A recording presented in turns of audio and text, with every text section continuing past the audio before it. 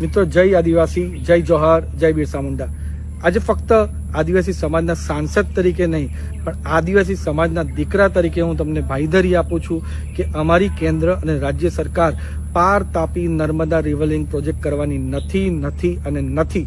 એનું કારણ એ છે કે આજે અમારા કેન્દ્રીય જલશક્તિ મંત્રી, ગુજરાત ભારતીય જનતા પાર્ટીના પ્રદેશ અધ્યક્ષ અને નવસારીના સાંસદ CR પાટીલ સાહેબે ઓન રેકોર્ડ સ્ટેટમેન્ટ આપ્યું છે કે પાર તાપી નર્મદા રિવરલિંક કરવાની કોઈ યોજના અમારી સરકારને નથી, કોઈ હિલચાલ પણ નથી। એનું કારણ એ છે કે 2022માં ગુજરાતના મૃદુ અને મક્કમ મુખ્યમંત્રી ભૂપેન્દ્ર પટેલ સાહેબ અને CR પાટીલ સાહેબે પ્રેસ કોન્ફરન્સ કરીને આ પ્રોજેક્ટ રદ કર્યો હતો।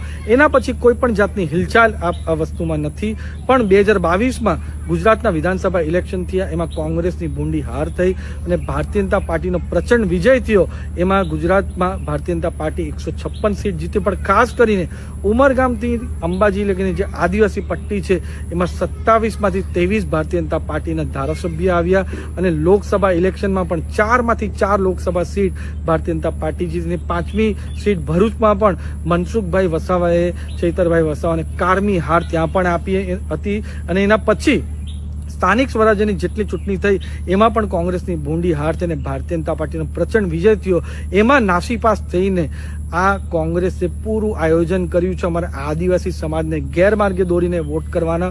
પણ હવે અમારો આદિવાસી સમાજ આ કોઈ પણ વાતમાં આવવાની નથી। ભારતીય જનતા પાર્ટી સાથે આદિવાસી સમાજ હંમેશા રહ્યો છે અને આદિવાસી સમાજ સાથે ભારતીય જનતા પાર્ટી રહી છે, એટલે કોઈ પણ જાતના આવા પ્રોપોગેન્ડામાં આવવાના નથી।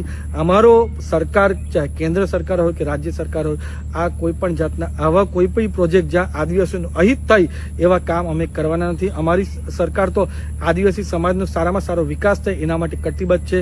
અને તમારા ચેનલના માધ્યમથી હું કોંગ્રેસને કહેવા માંગુ છું કે કેન્દ્ર કે રાજ્ય સરકારનું આવું કોઈ નોટિફિકેશન કે સર્ક્યુલર હોય જ્યાં એમણે જાહેર કર્યું હોય કે પાર તાપી નર્મદા રિવરલિંક પ્રોજેક્ટ કરવાના છે, આટલા પૈસા એલોકેટ કર્યા છે, આ મંત્રાલયે ફાઇનાન્સ મિનિસ્ટ્રીએ પૈસા આપ્યા હોય, એવું કોઈ નોટિફિકેશન કે સર્ક્યુલર હોય તો તમે બતાવો, એના પછી તમે રેલી કરજો। નહીં તો એ સાબિત થઈ જશે કે આદિવાસીની અસ્તિત્વ બચાવની રેલી નહીં, પણ કોંગ્રેસની અસ્તિત્વ બચાવની રેલી આ કોંગ્રેસના કથાકથિત નેતાઓ કરે છે।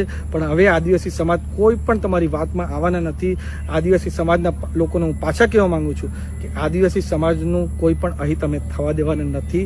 ને પાર તાપી નર્મદા રિવરલિંક પ્રોજેક્ટ જે કેન્દ્ર સરકારની યોજના છે, હું કેન્દ્રના સાંસદ તરીકે હું વાત કરું છું, ઓથોરિટી સાથે વાત કરું છું, ને અમારા જલશક્તિના મંત્રાલય CR પાટીલ સાહેબે પણ ઓથોરિટી સાથે કીધું છે કે આ પ્રોજેક્ટ થવાનો નથી। જય આદિવાસી, જય જોહર, જય બિરસા મુંડા। ચાલશે સત્યની સાથે, દોડશે સમયની સાથે।